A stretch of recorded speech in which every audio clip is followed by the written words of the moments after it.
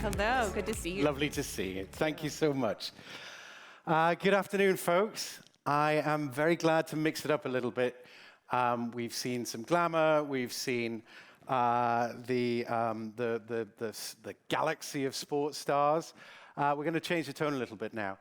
With us, we have Joanne, who runs the entire LA area for Red Cross. 10 million souls, I believe, fall under your purview. I'd like to begin, can we give these folks a little bit of a state of the state? What's happening in California? I hear it was 104 in Beverly Hills over the weekend. We have homelessness, COVID, wildfires. What's the state of California by the numbers right now? Yeah, great question, and thank you, everyone. So, Red Cross, when you think of Red Cross, you think of big disasters, and that certainly is part of what we do. In fact, for those from California, which most of you are, we didn't have to look too far this summer with the wildfires. Devastating now, right? You read about it, and now it almost seems commonplace when there's a 1 million acre plus wildfire. Yeah, how many of you were touched by the wildfires? Just a show of hands. Yeah, or knew somebody very close to you who was. Yeah. This is something very real. It is real. In fact, it hit home just a few years ago, about 3 years ago this month, the Woolsey fire, which was up in Santa Monica Mountains in Malibu. And I think for a lot of us in LA, it really brought it home for us. I have a story. So we had a volunteer who had to evacuate. And it's terrifying because when the evacuation order comes, you have one option, go. Fled with his family, went to Anaheim, realized he was safe, right? Okay, family stable. Called us up and he says, put me in. What can I do? So he went back to the neighborhoods that had been impacted and just began knocking on doors. Are you okay? Do you have what you need? And he was wearing that Red Cross shirt, and he said, people open the door because it was an old friend in Red Cross. So sort of the state of California, so I was talking about disasters, we're known for that.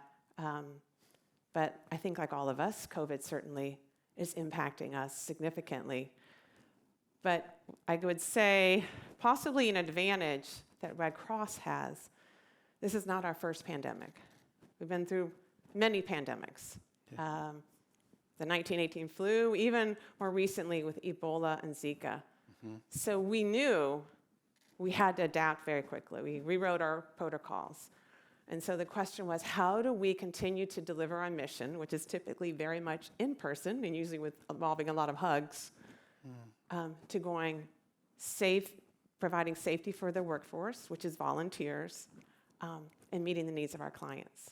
And so we pivoted a lot, right? I think that's the word of the past year. We pivoted. So how do we deliver virtual help? How do we get funds into people's hands who need it? How do we make sure we're still collecting blood every day? Because that's still needed, that's safe. How do we guys supply 40% of America's blood? And of course, that can't stop. Right, yeah. There is no replacement for blood. Do we have any blood donors in the audience? They're kind of my heroes. Oh, Thank bless you. Thank you. Yeah, we are by far the largest provider of blood in the country, and it doesn't stop. And some of our blood products have a 5-day shelf life. So we had to very quickly be able to take it from the donor, process it, test it again, transport it, and then get it into the arm of the patient who desperately needs it. You should be doing supply chain at the port. Yeah. So 5 days, arm to arm. Yes. And that, again, that can't stop, especially, that's compounded, I imagine, during this time. It is. Like all of us, it has been compounded. When we talked leading up to this, you gave me a lovely insight about management and leadership under pressure. And you talked about blue sky days and gray sky days. Yeah. And I just wonder what the leaders in this room could learn from the Red Cross about how they behave specifically from that moment when you're on the front line Yeah. to perhaps when you're, I don't know, preparing, or it's a Yeah. blue sky day. Just Right. give us Yeah. a little, Yeah. what technique, how do things change? How does it change up? Right. And so, when you think about a disaster, you may think of response, and that's, of course, part of responding to disaster. But the first thing we think is prepare. That's what Blue Sky is about.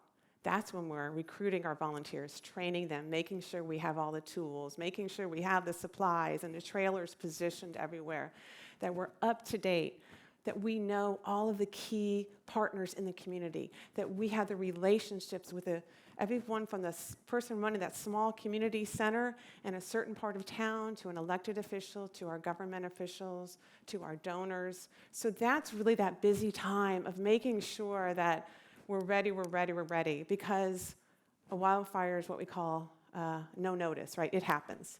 I'll give you another example of what we call no notice. For those in LA, you'll remember this. Just a few months ago, there was a terrible explosion of illegal homemade fireworks and destroyed multiple homes and businesses. And Red Cross, immediately, we stood up a shelter. We were there supporting those folks they had to leave their home. And these were folks who may not have had the resources to go get a hotel or to go somewhere else or jump in a car that they didn't have. So we feel like, even though we're known for maybe those big disasters, it's really those everyday disasters. So we have made a commitment to the community to always be ready and to respond to those disasters with compassion and with care. So on your worst, on somebody's worst day, you've always got to be at your best. Yeah. I'm interested in terms of what these folks could. I wanted to talk specifically. Yeah, let me just check my notes. Yeah. Now I wanted to get this right. Your organization is 90% volunteers. So how do you lead an organization where you are so reliant on people's goodwill to show up? How do you, and volunteer, emphasis on volunteers. So money is not necessarily a lever here. No. How do you galvanize? I mean, how many people are we talking about in just?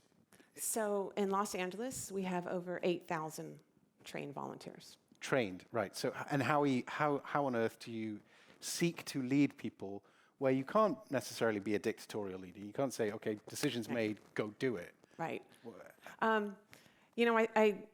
The volunteers we have, we do think they are incredibly special, and they are. They're humanitarians. And what we share is values. The mission speaks to their heart.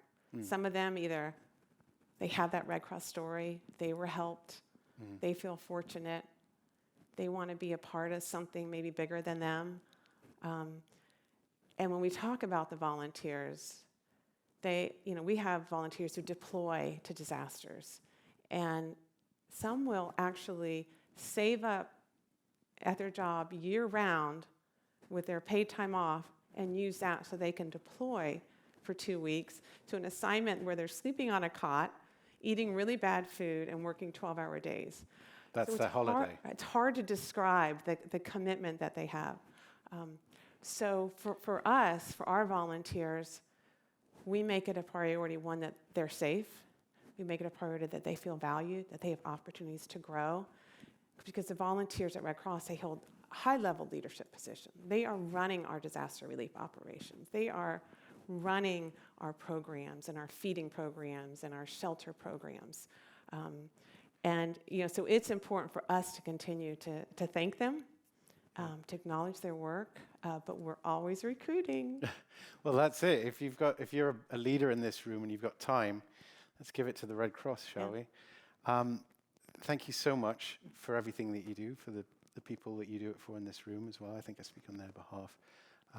Incredible work, and really grateful to hear from you today. A very interesting point of view on leadership under pressure. Thank you so much. I know there was a... Oh, that's right. We've got a film, haven't we? we got a And that's an interesting point. So you guys have been partnered with Land Rover for a while? 67 years. So for those of you who own Land Rovers, which a lot of you do, just know that Land Rover actually gives back very generously to support the mission of the Red Cross with vehicles, with funding, and Yeah, it's the Red Cross and the partners that support them. yeah.